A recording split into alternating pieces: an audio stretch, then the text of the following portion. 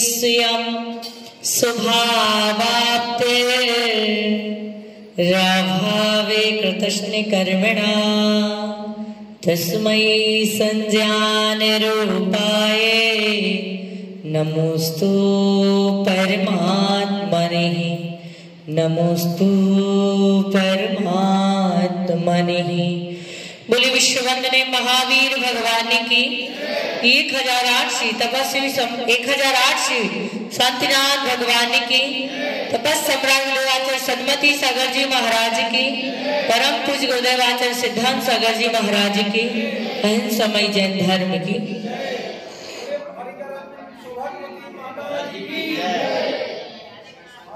संघ की जय। धर्म स्नेही भव्यात्मा हो। हमारा जीवन एक ताश के पत्ते के जैसा है। हम सबने ताश को खूब छुआ होगा। ताश के पत्ते किस किसने खेले? बचपन में सबने खेले, हमने भी खेले 3 2 5 है। हाँ, जो लालपन वालपन तो नहीं याद है मेरे को, लेकिन वो 3 2 5 वो दहा पकड़ ये जो है ये सब ने खेले। गर्मी की छुट्टी होती थी और हम सब जो है उन पत्तों को खेलते थे। और जब हम छोटे छोटे थे उन पत्तों को खेलते थे तो हमारे बड़े पिताजी जो थे बहुत धर्मात्मा पूरे टाइम बस सोता टाइम छोड़ करके वो एनी टाइम स्वाध्याय करते थे। तो जैसे ही हम लोग खेलते थे तो इस घर से उस घर, उस घर से उस घर, और वो आते थे धीरे से दूसरे किसी भी घर से दूसरे गेट से और पूरे पत्ते उठाते थे और फाड़ डालते थे। बोलते थे इनमें समय बर्बाद मत करो, स्वाध्याय करो, उससे तुम्हारा कुछ भला होगा। और मुझे लगता है कि वो पत्ते फाड़ते थे, वो पत्ते उन्होंने फाड़े और उन्होंने जो संदेश दिया कि इसकी जगह इस समय को बर्बाद करने की जगह आप समय का सदुपयोग करो। यदि आप समय का सदुपयोग करेंगे जीवन का कल्याण होगा और वही शब्द जो है वो जीवन को परिवर्तित करने में कारण बने।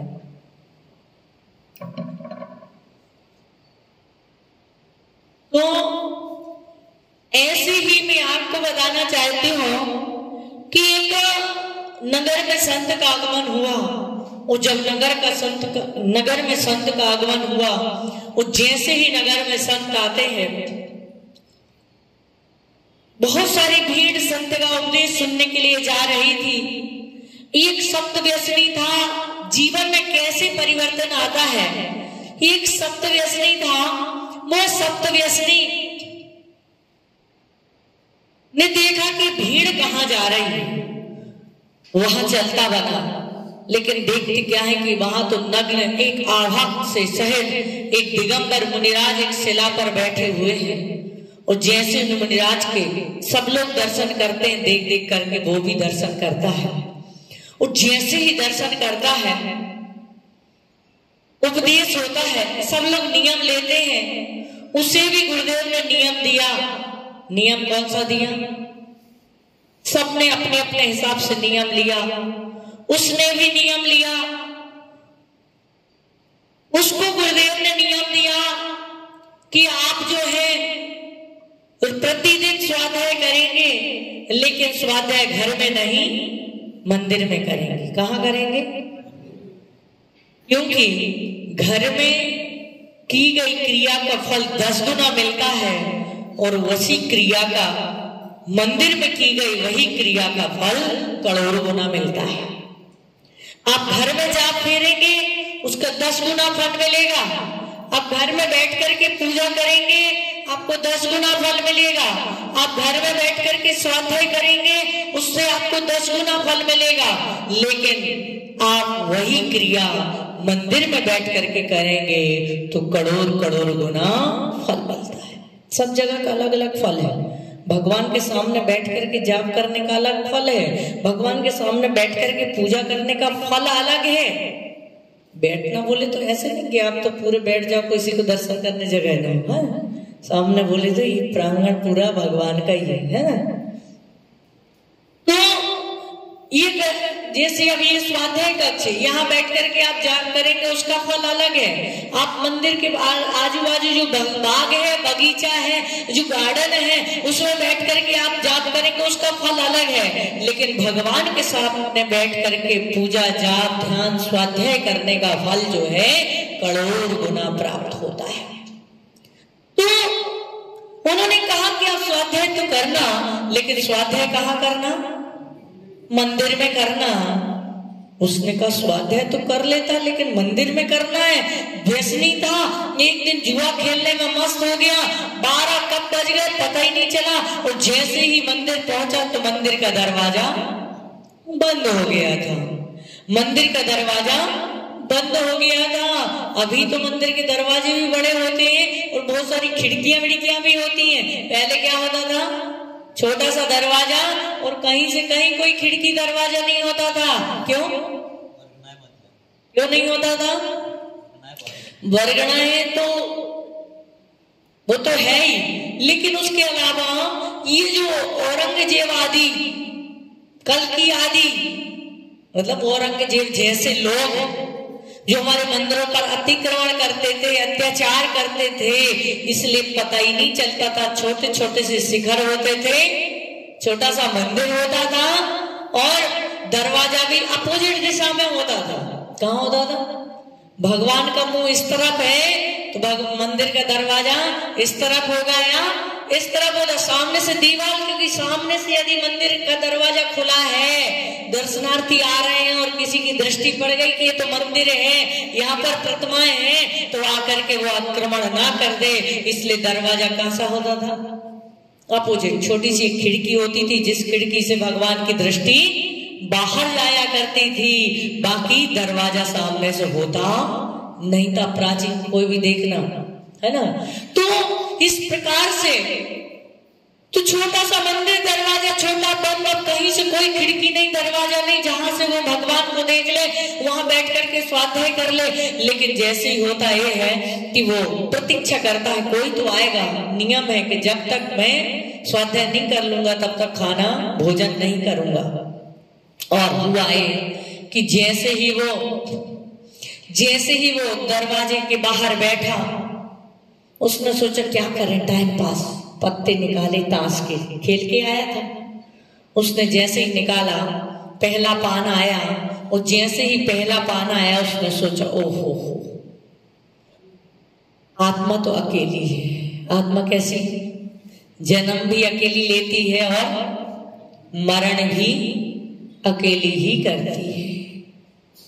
सुख भी अकेले ही भोगती है और दुख भी अकेले ही भोगती है। दादाजी अकेले भोगती, सुख और दुख है, जो है सब कुछ अकेले। लेकिन जब वो राग हो जाता ना किसी से, तो उसके दुख में हम भी दुखी हो जाते हैं और उसके सुख में हम भी सुखी हो जाते। प्रदीप भैया, जब आपकी सगाई हुई थी तो आपकी जिससे सगाई हुई थी उस सगाई के पहले उसके सिर में दर्द हो रहा था, बुखार आ रहा था, आपको कुछ हो रहा था क्या? कुछ नहीं। लेकिन जैसे ही क्या आई? अंगूठी आया, क्या आई? दर्द आ गया। जैसी अंगूठी आई वैसे ही सिर दर्द, उसके दर्द वहां है, उससे दर्द कब खाया, कब पिया, कब क्या किया, क्या दर्द है, क्या नहीं है, सारा का सारा हमको होने लग गया। क्यों? क्योंकि राग जैसे जैसे बढ़ता है वैसे वैसे हमके उसके सुख और दुख में, सुखी हो जाए तो हम सुखी हो जाते हैं और दुखी हो जाए सामने वाला तो हम दुखी हो जाते हैं। लेकिन उससे राग नहीं है, मोह नहीं है। पेपर में इतने सारे मर्डर के केस, इसके केस पढ़ते, कुछ नहीं होता। लेकिन यदि अपने वाले का किसी का पढ़ ले तो रूह कांप जाती है। बस उसने भी सोचा कि आत्मा तो अकेली है, आत्मा का कोई नहीं है, न राग और देश, ये सब आत्मा के विभाव परिणाम है, ये आत्मा के परिणाम नहीं है। उसने इक्की को उठाया, दुग्गी को रखा, उसने सोचा इक्की को प्राप्त करना है, आत्मा को जानना है, आत्मा को पहचानना, आत्मा को पाना है, तो हमें राग और देश को छोड़ना होगा। जब तक राग और देश को नहीं छोड़ेंगे तब तक उस एकत्व विभक्त आत्मा को प्राप्त नहीं करेंगे। दुग्गी को रखा और जैसे ही तिग्गे को उठाया और सोचा उस एकत्व विभक्त आत्मा को प्राप्त करना है तो सम्यक दर्शन, सम्यक ज्ञान, सम्यक चारित्र को धारण करना होगा। जब तक तीन मिथ्यात्व का नाश नहीं होगा, तीन मूर्ताओं का नाश नहीं होगा। कौन कौन सी होती मूर्ता दादाजी? मूर्ता कौन कौन सी होती? सबसे स्वाध्याय की कमी यदि कहीं मैंने देखी है तो दुर्ग में देखी है, सॉरी दुर्ग में, रायपुर में। वो दुर्ग में चतुर्मास करके आए ना तो वहीं का नाम रटा हुआ रहता है। छोटे छोटे से हम सामपानंद यात्रा में प्रश्न पूछते हैं तो एकदम पहले भाग के क्वेश्चन भी लोगों को नहीं आते। तीन मूर्ता, देव मूर्ता, गुरु मूर्ता और पाखंड मूर्ता। देव मूर्ता, गुरु मूर्ता और लोक मूर्ता, है ना? गुरु मूर्ता कहो, पाखंड मूर्ता, एक ही बात है। ये तीन मूर्ता होती हैं, तीन शल्य होती हैं, माया, मिथ्या, निदान, और तीन मिथ्यात्व होते हैं। कौन कौन से? मिथ्या दर्शन, मिथ्या ज्ञान और मिथ्या चारित्र। इनको छोड़ना होगा तब सम्यक दर्शन, सम्यक ज्ञान, सम्यक चारित्र की प्राप्ति होगी। इक्की को रखता है, 4 नंबर का पान उठाता है और जैसे ही 4 नंबर के पान को उठाता है विचार करता है कि ओहो अनंत चतुष्टय को प्राप्त करना है तो सबसे पहले किसको छोड़ना होगा? 4 कसाय, क्रोध, मान, माया, लोभ, चारों मिलके साथ चले तो कर दे बनता। ये 4 कसायों को छोड़ना है। जब तक ये 4 कसाएं रहेंगी तब तक चतुष्टय की प्राप्ति होने वाली नहीं है। 11वें गुणस्थान से भी नीचे गिरा देंगी। इसलिए चतुष्टय को प्राप्त करने के लिए 4 कसायों को छोड़ना होगा। अनंतानुबंधी, अप्रतिख्यान, प्रतिख्यान, संजलन, इन कसायों का नाश करना होगा। और 4थे नंबर को रखता है, 5वें नंबर को उठाता है, विचार करता है। क्या विचार करता है? अभी तो 5 पाप ही नहीं छोड़े। भाई साहब कौन कौन से होते पाप? हिंसा, झूठ, चोरी, कुसीर और परिग्रह। ये 5 पाप, इन 5 पापों को छोड़ा नहीं और पंच परमेष्टि का भक्त बना नहीं। जब तक 5 परमेष्टि का भक्त नहीं बनूंगा तब तक पंचम गति मिलने वाली नहीं है। और पंजे को रखता है, 6वें को उठाता है, क्या बोलते हैं? छक्के बोलते हैं। 6वें पान को उठाता है और जैसे ही छक्का उठाता है विचार करता है कि अभी तक तो श्रावक ही नहीं बना। श्रावक के जो 6 कर्तव्य होते हैं उन 6 कर्तव्यों का ही पालन नहीं किया। कौन कौन से? देव पूजा, गुरुपास्ति, स्वाध्याय, संयमस्तपा, दानश्येति ग्रस्ताणाम सत्कर्माणि दिने दिने। सबसे पहला कौन सा है? देव पूजा। दर्शन तो आता ही नहीं, ये दर्शन तो हमने लगा लिया है। भगवान का दर्शन नहीं, भगवान की पूजा का प्रावधान है। श्रावक की आवश्यकों में क्या है? भगवान की पूजा। जब पूजा करोगे तो दर्शन तो होना ही है। तो देव पूजा, फिर गुरु की उपासना। क्या करना चाहिए? गुरु की उपासना। कैसे करोगे गुरु की उपासना? कैसे करोगे? आहार करा के। कैसे करोगे? यदि गुरु नहीं है तो आहार की बेला डाल करके भोजन ग्रहण करना, और यदि गुरु है तो उनको 1 गिलास आहार दे करके भोजन ग्रहण करना, उनकी सेवा में भक्ति करना। ये क्या कहलाती है? गुरु उपासना, है ना? हम रोज पूजा करते हैं, रोज पूजा करते हैं। किसकी करते हैं? देव, शास्त्र और गुरु की। देव, शास्त्र, गुरु का रोज आह्वान करते हैं। क्या करते हैं? कैसे करते हैं आप लोग? बोलो ना भाभी, कैसे करते हैं? देव शास्त्र गुरुभ्यो अत्र अवतर अवतर संबोसठ आहान, यही करते हैं।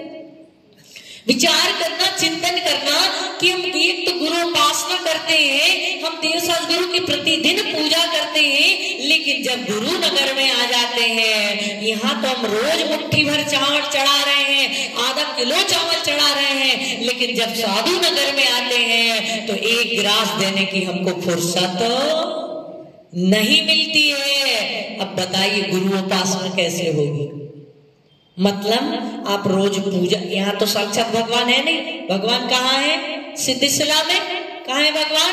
सिद्धिशिला में। साक्षात सामोषण भी नहीं है कि साक्षात हमको झिनवाणी का पान करने के लिए मिल रहा है। साक्षात भगवान की वाणी भी नहीं है, उनकी वाणी इसमें लिखी और इसको पढ़ करके हम बोल रहे हैं, लेकिन साक्षात ना तो भगवान है, ना साक्षात अभी झिनवाणी है। यदि साक्षात कोई है तो कौन है? गुरु है। कौन है साक्षात?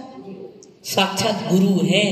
तो हम असली पूजा तब करेंगे, असली पूजा तब होगी जब हम क्या करें? चौका लगाएं, रोज थाली सजाते हैं, रोज आह्वान करते हैं, आत्र आत्र बोलते हैं, बुलाते हैं, उनकी स्थापना करते हैं, लेकिन जब सामने आ जाते हैं तो एक गिलास देने की फुर्सत नहीं, चौका लगाने का समय नहीं। मतलब एक पूजा आपकी ढोंग की पूजा है, ढंग की पूजा नहीं है। ढंग की असली पूजा तो तब होगी, नहीं तो भगवान भी यदि ऊपर से नीचे आ जाएंगे तो आप कहेंगे हम तो इधर ही पूजा करेंगे, इस थाली में से इस थाली में ही चढ़ाएंगे, बाकी बाद में देखेंगे।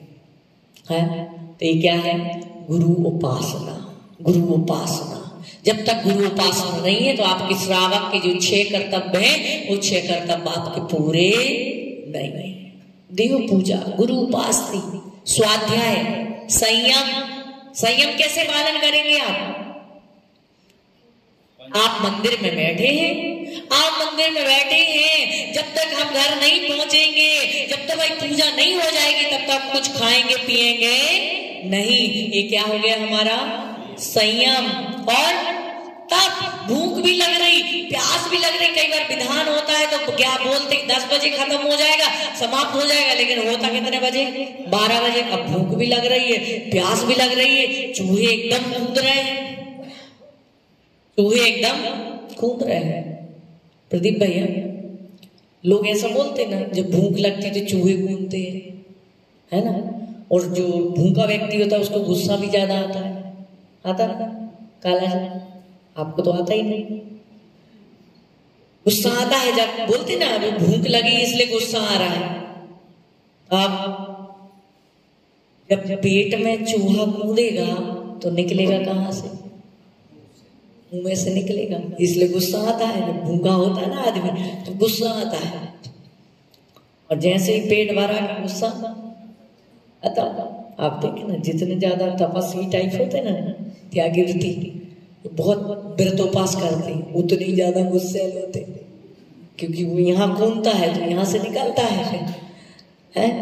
तो अब 12 बजे गए, पेट में चूहे कूद रहे हैं, भूख लगी है, लेकिन नहीं, जब तक विधान नहीं हो जाएगा तब तक हम कुछ खाएंगे नहीं। तो क्या होता है? क्या होता है? तपसा निर्जरा, इच्छा निरोधो तपा। भूख लग रही थी, प्यास लग रही थी, शरीर में पीड़ा भी हो रही थी, लेकिन नहीं, जब तक पूजा नहीं होगी तब तक हम खाएंगे पिएंगे नहीं। इच्छाओं को रोकना, आपने इच्छाओं को रोका, वो क्या हो गया? तप।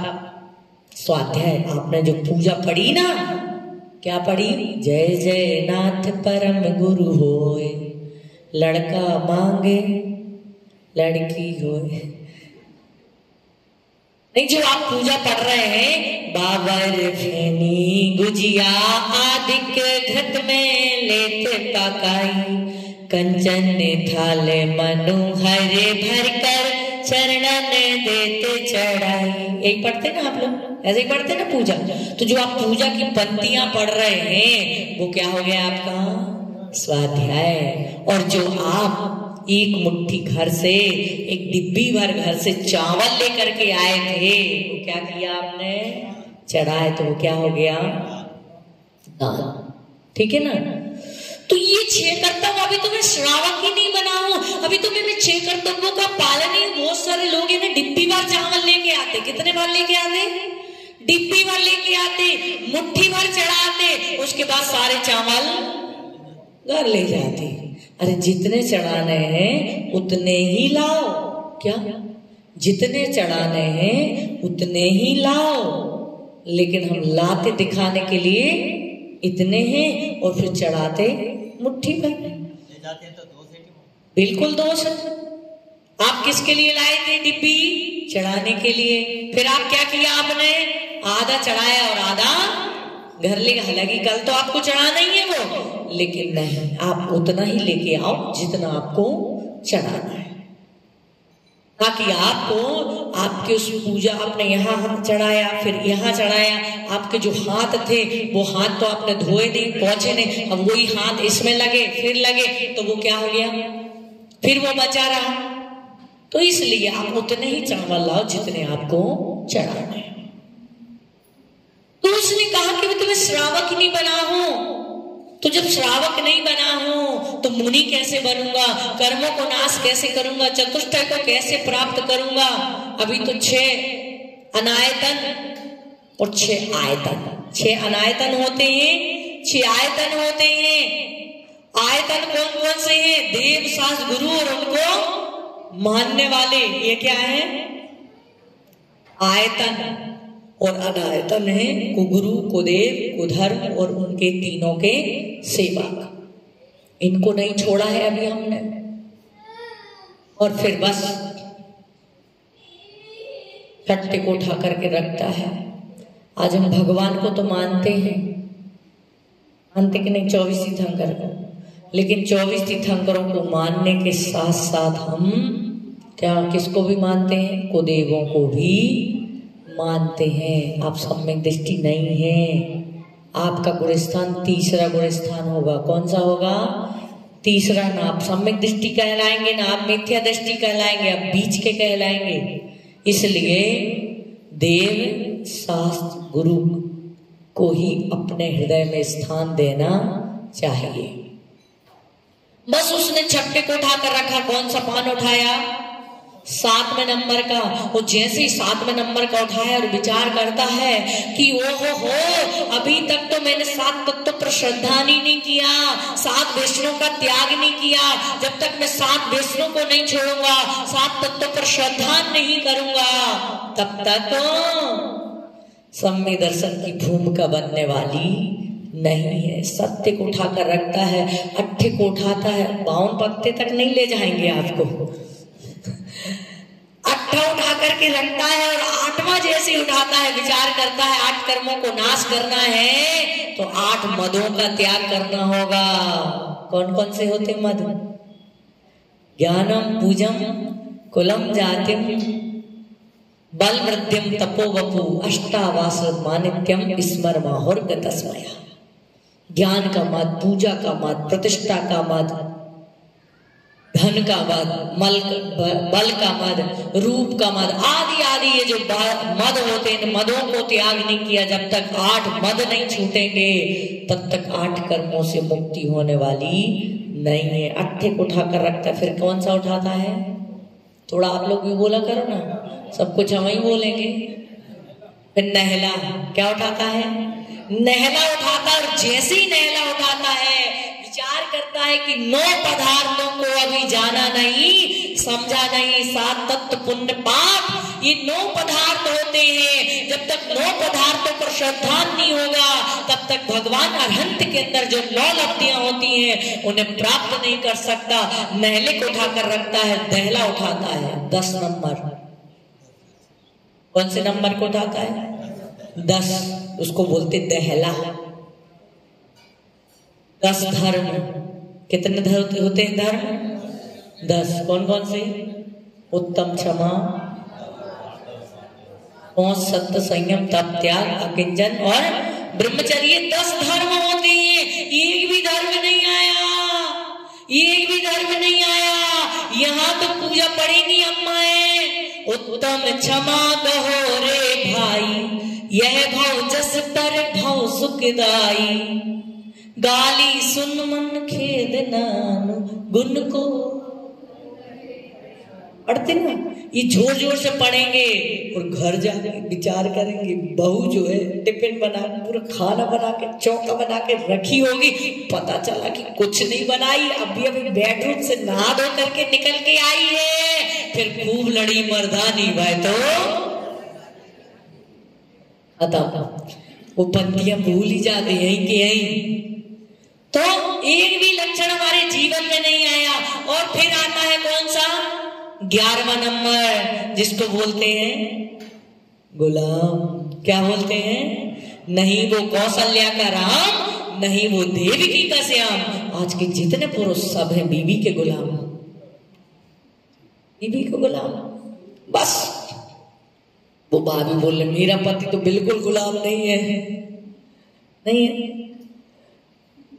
पति से पूछते हैं कहाँ है भाई साहब, उनकी भाभी किसी के कौन है भैया, जो भी हो बाद में वहां पूछ लेंगे, रूम में बता देंगे वो कितना गुलाम है और कितने नहीं है। बीवी के बिना पूछे तो आदमी टी शर्ट नहीं पहन सकता, बीवी चॉइस करती है ये पहनना है आज, अब बोलते कि गुलाम नहीं है।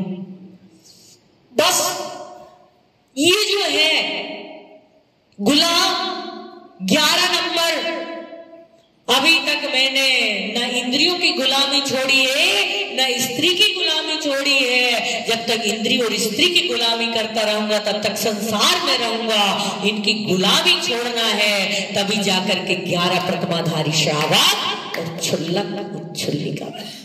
क्या 11 प्रतिमाधारी छुल्लक और छुल्लिका बनूंगा।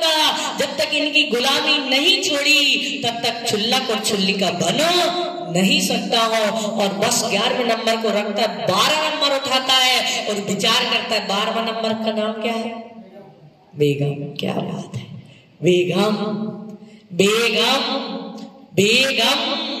जिस दिन से हुई प्रदीप भैया शादी, ये बन गई बेगम और हम बन गए गम। इन्होंने बेगम बन करके सारे गम पति की झोली में, बेगम गम से रहित और अपन गम से सहित। बेगम एक होती है संसार की बधू, एक होती है मुक्ति बधू। एक जो संसार की बधू है ये हमारे जीवन को जला रही है, और एक है मुक्ति बधू जो हमारे कर्मों को जलाती है। उन्होंने सोचा विचार किया कि संसार की बधुओं के साथ तो बहुत रखा, जिन्होंने मेरे जीवन को बिगाड़ा है, मेरे जीवन को बर्बाद किया, मेरे जीवन को जलाया है। अब यदि मुझे मुक्ति बधू को पाना है तो 12 तपों को तपना होगा, 12 भावनाओं को भाना होगा, तब जाकर के मैं उस बधू को प्राप्त करूंगा। और बस फिर उठाता है कौन सा नंबर? लास्ट है 13 नंबर। कौन सा? बादशाह।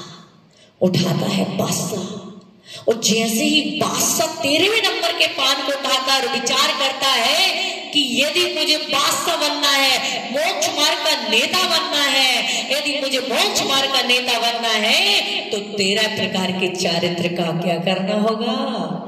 पालन करना होगा। जब तक मैं 13 प्रकार के चारित्र का पालन नहीं करूंगा तब तक मैं वो बादशाह बनने वाला नहीं। बस 13वें नंबर को उठाता है, पत्ती वही फाड़ता है और मुनिराज के पास चल देता है। मुनिराज, स्वाध्याय तो मैंने बहुत किया था, लेकिन असली स्वाध्याय आज किया है। आज मेरे जीवन में अमूल्य चूल परिवर्तन आया, जिसको कहते हैं स्वाध्यायति स्वाध्याय। अब मुझे 13 प्रकार का चारित्र दे दो, तब जाकर के मैं बादशाह बनूंगा।